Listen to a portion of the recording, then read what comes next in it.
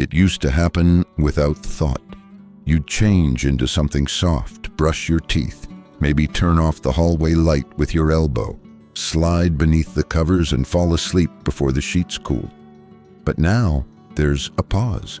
Not dramatic, not troubling, just a stillness that holds something heavier than rest. You lie there longer, your hands folded near your ribs, your breath louder than you remember, and something beneath the quiet whispers, not fear, not panic, but presence. Your body isn't sure if it's ready, not because you're unwell, not because anything hurts, but because sleep no longer feels like surrender. It feels like trust, and trust at this age has become something you give more slowly. There's a memory, a night after your 71st birthday. You woke suddenly at 2 a.m. No dream, no sound, just a racing heart and the strange realization that the body no longer coasts through the dark the way it used to. You sat up, turned on the lamp, put your feet on the floor and breathed until you remembered that you are still here. Since then, you've learned to let sleep approach you gently. Now you turn off one light at a time, let your room dim like a slow breath. You sip warm ginger tea, touch your chest once before pulling the blanket over your shoulder. That's your ritual, not for sleep, for safety. To tell your body, I see you, I'm listening. You can let go now. The silence before sleep feels different now, but so do you. And both deserve a slower goodbye to the day than you once gave. There was a time when late dinners felt like joy. Big plates, second helpings, laughter stretching past midnight with something sweet still warm in the center of the table. You never thought about what came after. Sleep arrived anyway, deep and undisturbed, as if the body didn't mind carrying all that comfort into the dark. But now the fullness follows you. It climbs into bed beside you, settles in your chest, waits for your body to work while the rest of you longs to rest. You turn onto your side, then your back, then back again, and the meal you once called pleasure has become labor. Your heart works harder, your stomach murmurs long into the night, and sleep doesn't descend, it delays. There's a memory. An evening not long ago, you'd made your favorite pasta, poured a second glass of wine because the night felt soft and quiet. But sleep that night was scattered, your breath shallow, your dreams restless. And in the morning you didn't rise, you recovered. Now you've begun shifting the ritual. Dinner ends earlier, the lights dim before the hunger returns. And instead of reaching for fullness, you reach for warmth. A slice of fruit, a mug of rooibos, a slower exhale, because you've learned. The body doesn't want more, it wants peace. You no longer eat to fall asleep. You eat to arrive gently at the edge of rest. This is how you listen now, not by giving the body everything it craves, but by asking, what would make you feel light enough to dream? And the body answers, in stillness, in quiet gratitude. In sleep that comes without weight. It's subtle, the kind of discomfort that doesn't wake you, but stays just close enough to keep your dreams thin. You used to love being warm, blankets piled high, socks tucked in, a room sealed against the night chill. It made you feel held, safe, but lately you wake with dampness at the neck, a faint headache, a thirst you didn't feel the night before. You sit up, sheets pushed to your knees, and wonder when warmth stopped meaning comfort and started asking too much. There's a memory, a winter night, decades ago. The heater broke and you slept under 4 layers of wool and flannel. You woke with stiff hands, but you remember laughing. The windows fogged with breath and morning light. Now it's not the cold that disrupts you. It's the heat that lingers too long. Silently, like a guest who doesn't know when to leave. You've learned your body wants something different now, so you create a ritual. 10 minutes before bed, you open the window, let the room breathe. You lower the thermostat to 65. Trade heavy sheets for cotton ones that feel like air, not armor. You keep a light blanket near your feet.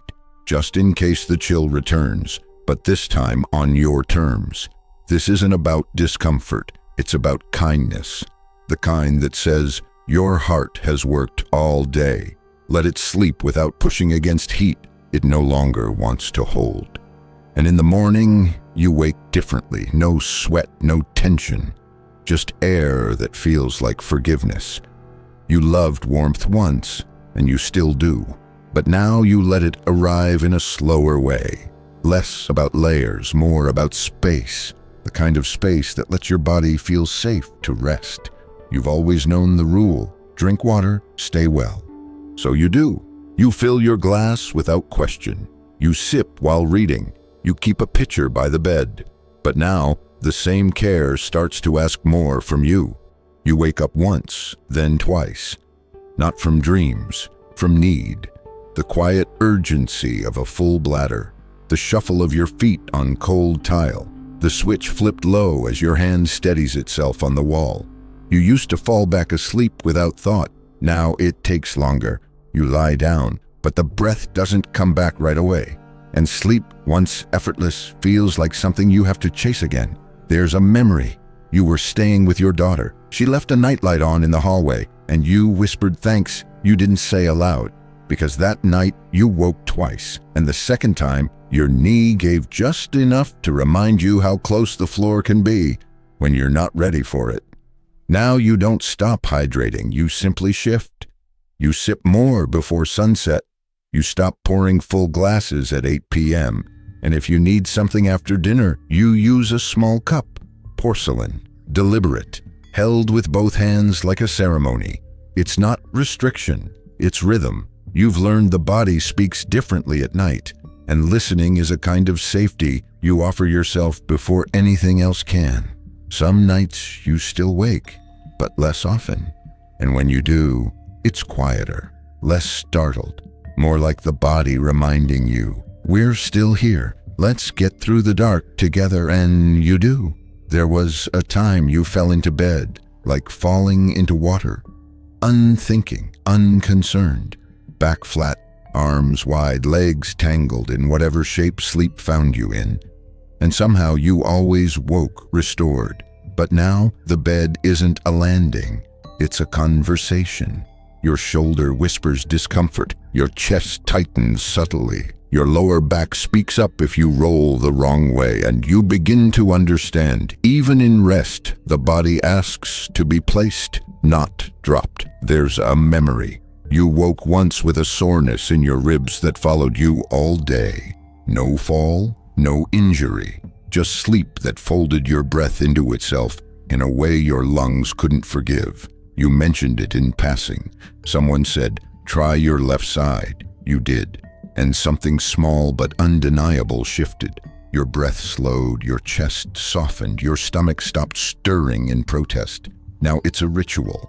You lie on your left, a pillow drawn close, your knees gently bent like your body is holding itself.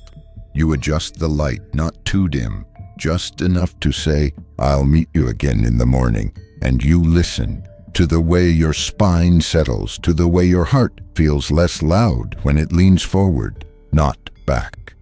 They say posture changes everything, and now you believe them, not just when standing, but when surrendering.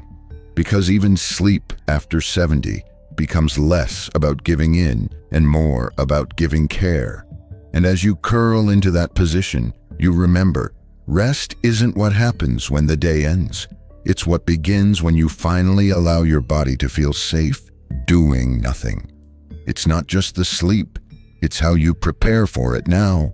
Once, bedtime was thoughtless, a yawn, a flick of the switch, a collapsing into dark as if rest owed you something automatic. Now it's slower, not because you're fragile, because you've learned how to notice. The lamp doesn't go off immediately. You sit in its amber hush, brush your fingers over the nightstand as if greeting the objects you've trusted for years. The book, the water glass, the watch that doesn't tick anymore, but still waits. There's a memory, a night when your heart raced for no reason. You placed your hand to your chest and whispered, it's all right, I'm still here. and something in you believed it. That became the beginning of a new kind of ritual. Now you pull back the sheets like folding open a letter. You place your hand on your chest, breathe 3 times. In through the nose, out through the memory of all you've survived. You lay down not just to rest, but to acknowledge that making it to nightfall is no longer a guarantee. It's a grace. They don't tell you this, that sleep after 70 isn't about tiredness. It's about trust. It's about telling the body, you may soften now, you've done enough. And the body listens, not always easily, but eventually. And when sleep arrives, you feel it differently, not as escape, but as return to stillness, to breath, to the quiet truth that even after all that has changed, you are still here. And being here deserves its own ceremony. It wasn't one thing, not the meal, not the blanket, not the glass of water left too full. It was how all of them, quietly and without warning, began asking more from you than they used to. You didn't notice at first. You just slept a little lighter, woke a little more often, felt a little less repaired when morning arrived. But the body, it was whispering, not in fear, in fatigue, in tenderness, in trust. And now you listen differently. You cool the room just a little more. You eat earlier. You pause longer before turning out the light. Not because you're fragile, because you've learned how sacred rest becomes once the world forgets to protect it for you. You've built a ritual not to hold on to youth, but to hold on to breath, to hold on to the softness that sleep still offers when you welcome it with care. So tonight, as the light dims and the air settles, you pull the blanket over your shoulder and exhale, not to end the day, but to stay with it just one moment longer, because you're still here, still breathing, still learning how to meet the dark, not with fear, but with folded hands and a body that knows it has been deeply seen.